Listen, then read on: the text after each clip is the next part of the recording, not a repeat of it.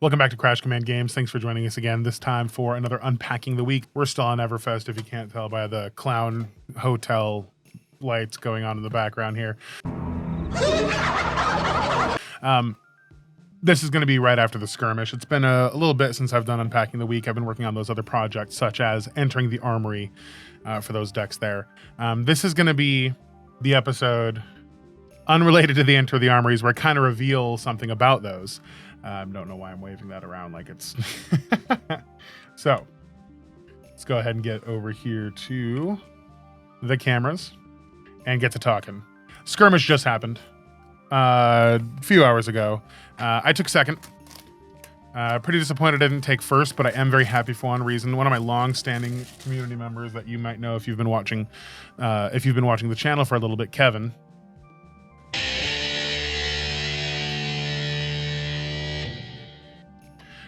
has finally decided it was time to beat me when it came to getting that blaze, right? Now, this is the same person who, for the past 3 years, every time we meet up in the top 4, top 8, I just get the nuts against. And I did again in Swiss, right? We played earlier in Swiss, and it was just, I guess I'll tell you who I played, Yoji. I went there with just a stack of Guardian cards, a stack of Earth cards, and I was going to buy the first strike deck and just build Terra just before the Skirmish started. They did not have them. That's nobody's fault, really, but that's what happened. So I ended up buying some cards from people who had their binders with them. Thank you so much for having your cards with you. And I built Yoji last second, to the chagrin of some people, but they got money from me anyway, so it's okay. I played Yoji. I wouldn't say it's a standard list. We're going to go ahead and get rid of me here for a second. Okay, I wouldn't say it's a standard list because I don't know what a standard list for Yoji looks like. I did pretty little research into this Skirmish. I did more of my research onto the Living Legend part of the Skirmish, which sucks because, as some of you might know, we are getting into the NFL season. This is not obviously like an advertisement for the NFL or anything, but my fantasy draft was scheduled a year ago. Man, can't be worried about that. And then the wife and I saw the Skirmish date, and we just go, dude, really? Really? The same day? What are the odds? It's just so unfortunate. And we know there's nothing that can be done about that, but just disappointing. So I didn't get to stick around for the Living Legend Skirmish that was a week or so ago, maybe 2. But I decided to play Kano that day. I noticed some of my community members moved from one side of the state back to this side of the state. Very excited to see you guys, but it's upsetting to them probably because all I really did in their eyes was go 2-0, guarantee they couldn't hit top tables, and then I left. Right? But you know, skirmishes are supposed to be more of a casual day anyway, and I just went there to have some fun. I didn't go there expecting to win or anything. I just went with the deck. I just threw Kano together to have some fun, and it just so happened that I did pretty well.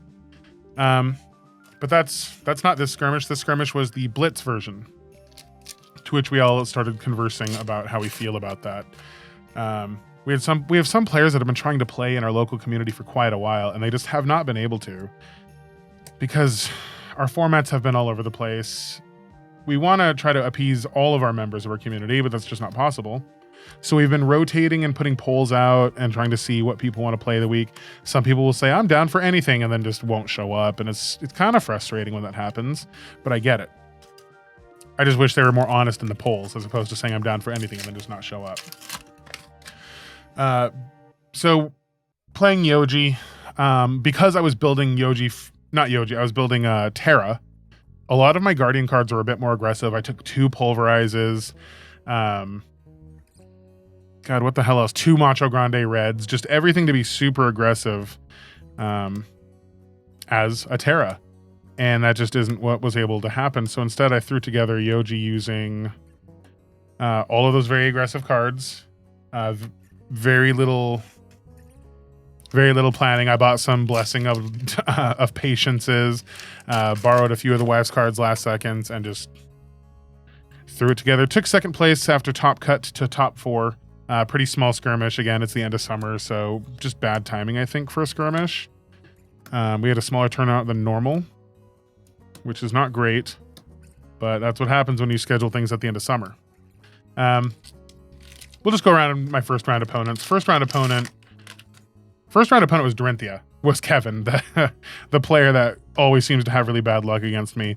And this was no different. I think my first turn was like Blessing of Deliverance, Heave, Pulverize. So on their turn, I just fridged the armor and then, just pulverized after gaining 6 life. And then it didn't get much easier from there for him. Oh, nice. Got myself a swing big. That's always worth the price of admission to the Everfest. After that, it was like Macho Grande red, Macho Grande blue for game. And it was just like, what was he supposed to do? There was just nothing to be done about that. Second game, we ran it back a few times, had a bit of fun, figured out that he can win. I just got the nuts that game. That's a lot of nuts! Second game was actually against my wife. She played KO, Armed But Dangerous. To her dismay, she's been pushing really hard to play Berserker Runt. Because, again, it's a skirmish. She said it'll be a bit more about the fun. I really rallied for her not to play Berserker Runt. I'm of the opinion that deck defeats itself. There are just some decks that just beat themselves. It's so dumb. It's so dumb, it's brilliant. No! It's just dumb. Because, just because of their base mechanics. And I'm just not a fan of that. She won her first game, obviously, because she played me in the second round. But after that, it took a turn for the worse. I think she might have just been in a bad mood because she wasn't playing the deck that she wanted to play. Which leads me to apologize and say, next time we'll just have you practice the deck you want. I just thought she'd have a better chance and more fun playing a deck that could actually win without losing to itself than, the other option. That game was actually really close. I just got a Macho Grande pummel at the end, which pushed me to the 1 life over that I needed to win the game. Without the pummel, obviously, I don't win. I only ran 1 in the deck, so it's not like... I hope this becomes a little bit more played here in a bit. Cold Foil Crown of Reflection. But, she was pretty jazzed because she was playing at a really good level, and all of her games were super close. And it was a hero she's not super familiar with. I know you might say that all brutes are the same, but they're not. They're just not. Okay. Third round. What was third? Oh, third round was another close friend. Playing Arachne Solitary Confinement. We were both undefeated at the time, and he was pretty confident going into the match. I think a few mistakes were made, is what he said, but I didn't see them. It was just a really tight game that came really close to the end. And if I remember right, it was close to the same thing where it was just pulverize Macho Grande. I just had a very aggressive game plan going in, and it's blitz. This becomes a theme to everyone who plays me and everyone who sees me play. They just go, what are you supposed to do against that in blitz? I'm like, draw way more aggressive hands than this. There's a problem with blitz for sure. And I know this is not an uncommon sentiment. Damn, I just was trying to delete Ninja from the stacks there. So we cut to top 4. First game, again, is against the same Arachne. Oh, no. Game 4. We had to go to round 4. And I played another really close friend. I only played my closest of friends today. All of my community are great and fantastic, but these are people that I've known for well over 15 years, okay? And there are some people there that I've not even known a few months, and I'm very happy that they joined our community. What was I going to say? Oh, yeah. Nice. Even bigger than that. And he was on KO, Armed and Dangerous. This time I got stomped in. It was just good stuff from the get-go. I went first, dropped the Pulverize, Heave with a Blessing of Deliverance, just like the first round. I thought I was off to a very strong start, but the follow-up was like a Blood Rush Bellows into a good amount of damage that I just ate. We talked at the end of the game, and I do believe it was a mistake to take that damage. I should have just let the Pulverize go because I have a Crown of Providence. So I probably should have just let the Pulverize go and full blocked out all the damage I could have and preserved life.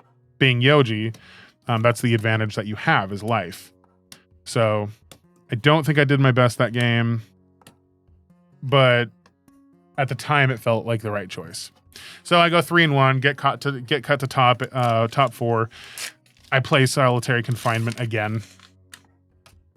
This time much closer. Now, again, he says there were some mistakes again that were a little bit earlier in the match that he noticed. But the biggest mistake that I noticed was throwing the second dagger. He flick knives the second dagger, and he says it probably wasn't the problem with the game. Can't really tell. There were different reaction points. The game goes different after you only have 0 daggers, right? So it's hard to say exactly how the game goes from there, but I end up winning on fatigue, basically. Ooh, the card looks really pretty in foil. I thought it was going to be a little cooler. Probably not worth anything, but that's okay. And then we cut to finals where I play my first round opponent, Dorinthia, again. This time goes a bit different. This time I don't have the Pulverize first turn. I just have 2 Blessing of Deliverances and a Blessing of Patience, I think. So I gain a lot of life right off the rip, but commanding performances, Blade Flurries, everything is just coming up great. He gets a counter, but then I stuff the counter. It seems like near the end of the game that I'm going to win. He has 1 turn left of material, and if I remember right, there were like 2 blues, 1 yellow, and a red puncture. I think it was red puncture left in his deck. Okay, and I had 3 turn cycles worth of full block 9, swing the hammer, and he was at 1. So it looked like I was going to win. It was Iron Song Determination puncture, Singing Steelblade puncture, because I could only do an unmovable for the last attack. Now, had it just been the unmovable, if he didn't have the red puncture, I was at 2 life, I would have lived. So it was very close. That was a very good game. I'm very happy he finally won our series. I'm glad he broke my winning streak there because it's just more interesting that way. You know what I mean? So congratulations to him. Super happy he won everything. He also won the random playmat. That guy made out like a bandit today. So skirmish season should be coming to a close. As we saw, Zen was Zen. Briar was actually the deck I was originally on, but she became a living legend. And my skirmish was on a Friday, the Friday that you could no longer play Briar, which is really a bummer. That's why I showed up so unprepared and with the cards that I did, just looking to buy a first strike deck and get in, you know.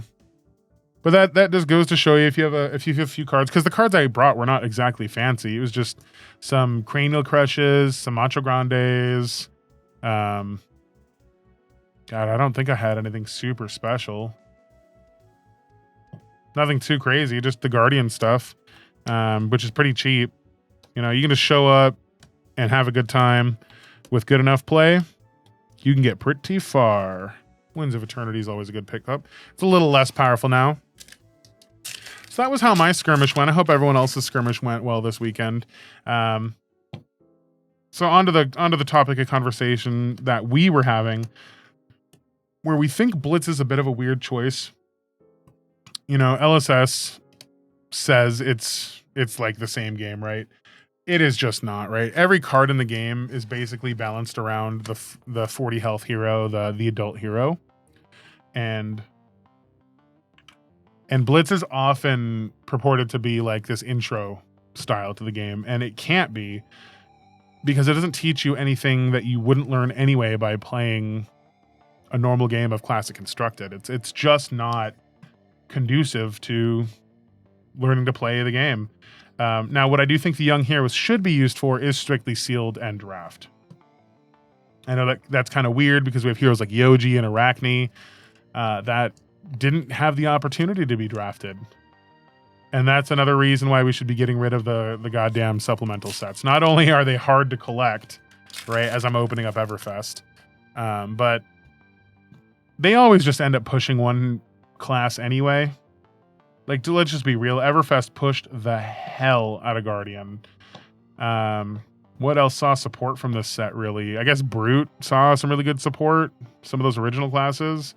But I don't think anything else from Everfest really shines now that Warmonger's Diplomacy's out. It shuts down the Ranger option. And Ranger got shit on in Everfest. That just didn't get anything fun or good. And we're going to move on to these class mastery packs, which I think is interesting. It's also annoying that the first class mastery pack is going to be Guardian. I don't know why every time they introduce a new type of product, it's just like they just push the shit out of Guardian. I don't know if that's something that I'm seeing but isn't real, but man, does it feel like they really like to push Guardian. And I don't know why. I mean, Guardian's not in the best spot, but it's not in a bad spot by any means. Ooh, hey, an Aether Wildfire. I just opened that last one. Just going to show it right there, Aether Wildfire. I'm going to move this down here now. We're going to get into a little bit. So I don't know why they always choose to push Guardian as hard as humanly possible. I'm not the biggest fan of it. I feel like they should have started with, I don't know, man. Mechanologist just got a huge push. Guardian Brute and Warrior just got a huge push. Ninja just got rocked. I know they couldn't have planned for Zen to run away the way they did, but they should have foreseen it coming. I just talked about how their development team seems to really be coming together. But then they just let Zen loose on the world. And because of Zen, and Zen alone, as far as I can tell, we just had the library burned to the ground. I just released a podcast episode for the first time in a month and a half or so. I finally recorded an episode of the podcast where I'm talking about, like, how can we get around the problem of Art of War? And I don't imagine it'll be banned. No, it was worse than I could have ever imagined. For anybody who listened to that podcast, you heard some of my solutions and some of my discussions, and how you can get ready for the next coming era of 3.0. And it's going to slow down a lot. Without card advantage and card draw, it is going to slow down just a ton. Okay. We are going to be looking at wizards that do not behave like Kano in the least. I do think Kano is going to LL as fast as he possibly can because of the Kindle line still being available, but cutting Tome of Aether for anybody who doesn't watch a lot of these or is new to the channel, Unpacking the Week is basically just like an unscripted, like, stream of consciousness box opening. Just recapping the week and what I've discussed with my local meta, the MLM. And I'm just so frazzled. I don't even know what to think. I don't know how to respond to these bans. Let's take a look at them. Okay, and here we find ourselves looking at this banned restricted announcement, right? This October, Flesh and Blood celebrates its 5th anniversary. Over that time, we've released 14 sets containing 3,000 unique cards. They're just kind of going over, hey, we've come a long way, but they realize they've probably made some mistakes. I guess this was originally intended for October. I can't believe they had planned this that far out. They have planned the Art of War ban that far out. But they spent years of designing and developing the innovative game system we know today.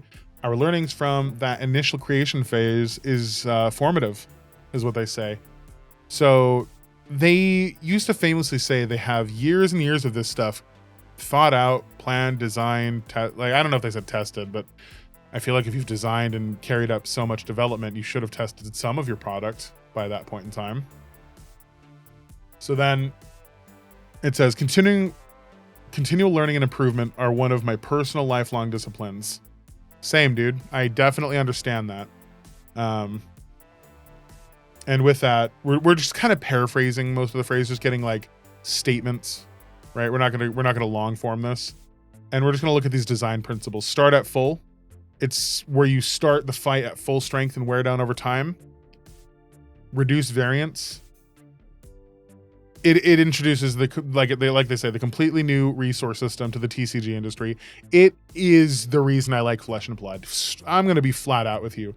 Both of those first two game concepts, the design principles they list here, are the reasons I like Flesh and Blood, right? Every card counts, also another huge reason. You got to make sure every single game you're just on top of it. And then reward good decisions, not luck. Now, luck is a part of the game. Variance is a part of the game. It's a TCG player. Good decisions are amazing to reward, and it feels very good to do so, but that is how you lock new players out of the game, unfortunately. I talk about that in the latest podcast, Be Careful What You Wish For. I recorded it a while before this announcement, but I named it after this announcement. Okay. So realistically, you look at all these tenets, and I agree with all of these things. And you understand the bans when you read these, right? It's you want to start at full, and those tomes and Art of War, they refresh you. It's like you just get a spike out of nowhere. You're not at full at the end of the game, but you Art of War, and you're all of a sudden back at full strength, right? Same with all those tomes. They just absolutely tilt the game into a spike. And that's kind of what I was talking about, like with Zen, is you just Art of War. Again, from a perspective, I do not like bans. I'm not usually in a favor for a ban. I'd rather Heroes Living Legend and we design around that in the future than ban cards that hurt people's collections. Yes, I was hurt by this pretty bad. But from the perspective that I don't really sell cards from my personal collection, I buy and sell cards. That's my business. Go ahead and check out Crash Command Games on eBay. Like and subscribe, all the normal stuff, right? But for my personal collection, I'm diamond, man. That shit goes in a closet or some kind of safe spot, and it doesn't see the light of day for a very, very long time unless I want to go reminisce, right? But so as someone that was hurt by this, I also don't care, right? I don't like bans, but I long run, I don't care. If it's healthy for the game, I want it. So again, start at full and reduce variance. Art of War doesn't do either of those things. It's just not, if we're going to readdress the core tenets of the game, Art of War does not fit those tenets. The tomes kind of do because they don't have go again a lot of the time, but you know, there's ways around that with Kano.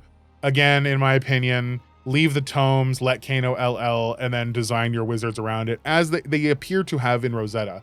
I've seen some of the play from the wizards in Rosetta, and they look a lot more like Icelander than Kano. Icelander looks like basically good design, minus the ice thing that people seem to hate, but I like ice, so it doesn't matter to me, again. But yeah, I really think the better option would have been suspend Art of War until Zen LLs or something. But I guess Katsu was also on people's radar. I don't know. This is just me arguing with myself about how I don't like bans, but also I don't care. If the ban happens, it happens. Okay. So reward good decisions, not luck. Art of War can both spike and kill a turn. You know, drawing cards and drawing dead cards, or not drawing what you need, or getting bricks, right? That happens. And that rewards your opponent on a lucky basis. That takes away, like, a lot of these things just take agency away from players. And I agree with the overall decision that was made after a lengthy discussion and watching the discussion unfold in my Discord. Make sure to go ahead and join the Patreon so you can get in on that. So it's just, I get it now. I'm on team. This ban was probably good for the game, right? So the Flesh and Blood design principles of 2025 are going to be based around action points, resource, intellect, life, power, defense, and abilities. I agree with that. Action points are like candy, man. They were just giving that shit away early on. That's what created these ultra wide combat chains that were just impossible for the defensive decks to keep up with. I like seeing this class, talent, and hero identity. I like seeing that because I am a huge fan of class fantasy, right? If we can really just tack down class fantasy every time and make every hero feel fantastic, I'd prefer that over a lot of the hyper competitive card creation. Empower agency. Okay, right. Curate a card pool in metagames where people have the choices that allow them to meaningfully engage with their opponents. Way better than, if I attack you, Zen, I actually got negative value on my cards because of your fridge, and then you just get a spike turn with no repercussions. Like, it's insane. And the statement of the end part of this video is, the following cards are banned in Classic Constructed and Blitz, effective September 9th. Art of War, Bonds of Ancestry, Cash In, Orihon of Mystic Tenets, Tome of Aetherwind, Tome of Divinity, Tome of Findall, and Tome of the Firebrand. That last one's a bit questionable. I think I'm the only one who experimented with Tome of Firebrand and Fi. I swear to God, it feels like that. I don't know about that. Tome of Findall, I don't know either.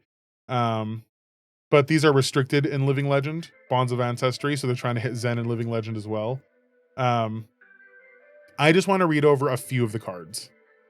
So Art of War has been one of the pillars of the competitive play since its printing in Arcane Rising. This is the most consequential of the cards being removed in Classic, Constructed, and Blitz. We all know that it's insane. Art of War being a generic has meant that it has enjoyed the privilege of interacting with every additional card that has been printed since its original release in February of 2020, compared to Blood Rush Bellow, which is siloed to only Brute Heroes.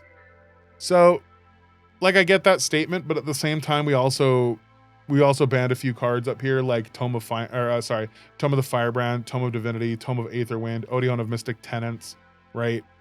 Why? Let's read these. Cash-in is currently not a problem, but as gold becomes more prevalent, the cost to draw 2 cards becomes lower and lower. I get it.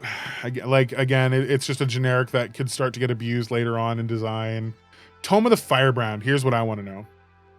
Like Cash-in, it's not a problem right now. However, as the Draconic pool grows, the quest to enable Tome only becomes easier. 4 Draconic links and then draw 2. I guess that is a super high spike. I think they just don't like the word draw 2 because I didn't see Gorganian Tome on there. Odeon, right? It's 2 for 3 is what they're saying. Tome of Divinity, same kind of thing, but you gain life. Well, no, Tome of Find All gains life, not Tome of Divinity. Tome of Aetherwind has some reasonable qualities to it. Consumes an action point, has a significant downside when it's drawn out of sequence, being red, 2 defense. Also takes the class identity box and the updated design and development principles.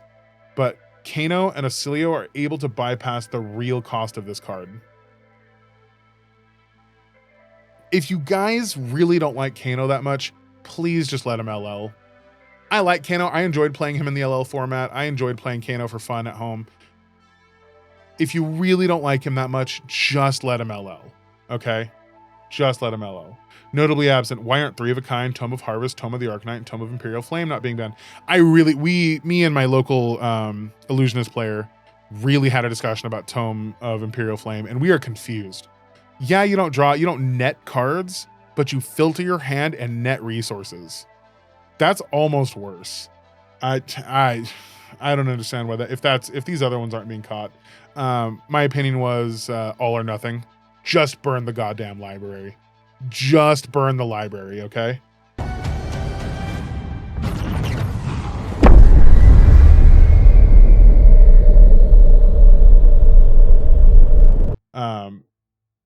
They have natural limiters built into them that prevent multiple copies of themselves being played. True. Tome of Harvest requires an arsenal card. I think it's face down too. Maybe it's just an arsenal card. I don't know. 3 of a kind can only have cards played with arsenal after that, I guess, or something like that. I don't remember. But it's obviously these cards are available in Living Legend, so their legend lives on is kind of the statement there. Now, that's all fine and dandy, right? But how hard is that going to hit the community? That's only a question we can see as the market develops, as the heroes develop, as the game develops. Every game. Here's what I want to end on. Don't think this is some kind of weird sign of weakness in Flesh and Blood. This is a sign of strength for one reason.